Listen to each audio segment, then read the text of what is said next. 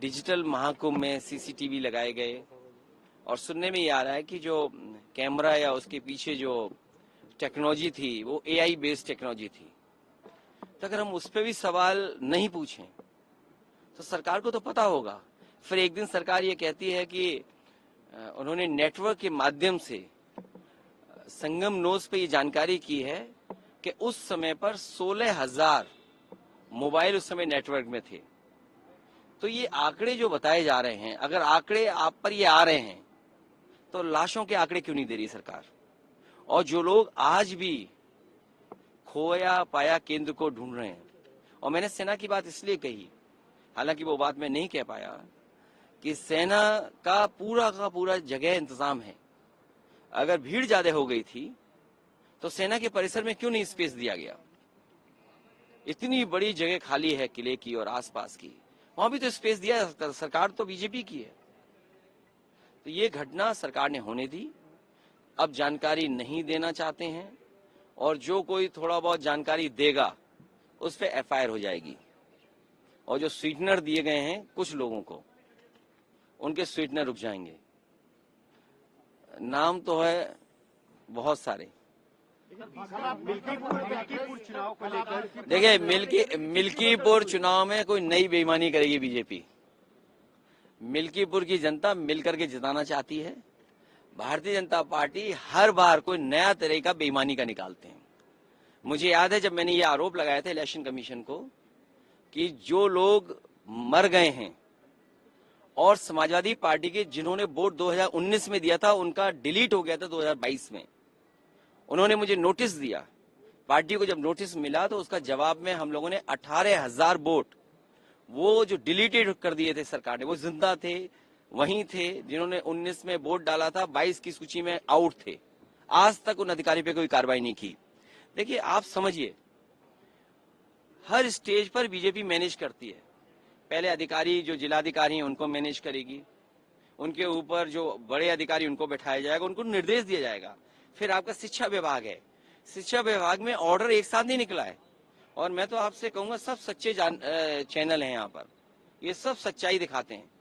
कम से कम वो निकालिए सच्चाई जो एक साथ सूची जाती थी प्रिसाइडिंग ऑफिसर्स की। इस बार उन्होंने कहा कि पूरी जानकारी ना हो जाए, क्योंकि मैं ग्राफ बना करके जारी कर देता था, तो एक एक को ऑर्डर दिया है।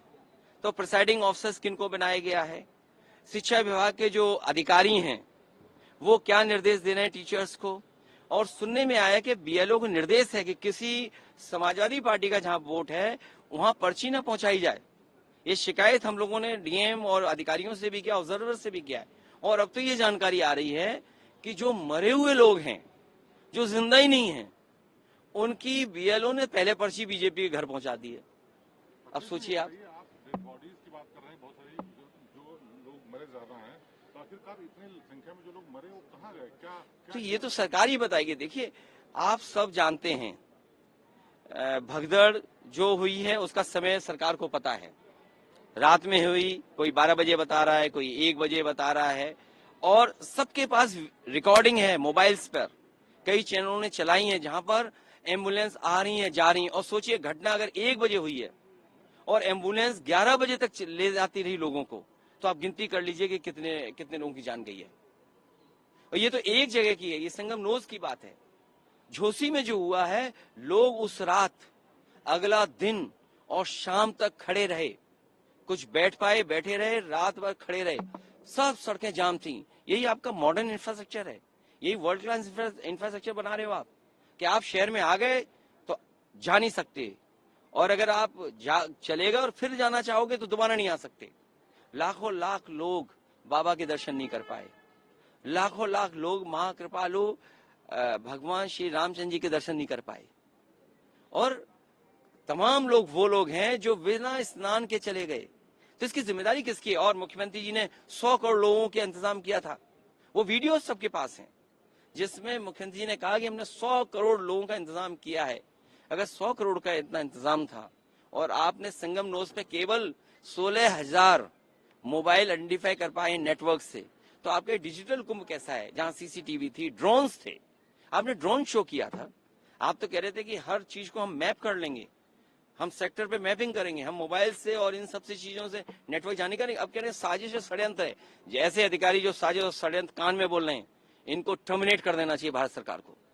अपने वो पुष्प वर्षा की अब वो तो कुछ बापे कुछ रख लें, फूल और भी। सर, प्रधानमंत्री कल जा रहे हैं महाकुंभ दर्शन डुबकी लगाने, इसको लेकर क्या? मुझे नहीं पता कौन डुबकी लगाने जा रहा है, ये तो व्यक्तिगत होता है, आस्था का सवाल है।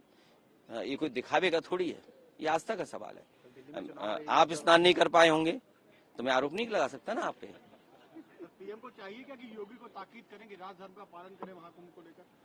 अब राजधर्म का पालन कौन करेगा, अब हम और आप सब लोग देखेंगे। बहुत धन्यवाद आप सबका। आप लोग भी सच्ची खबरें दिखाएं। आज तक वाले अभी तक नहीं बता पाए गिनती, और नाम है आज तक।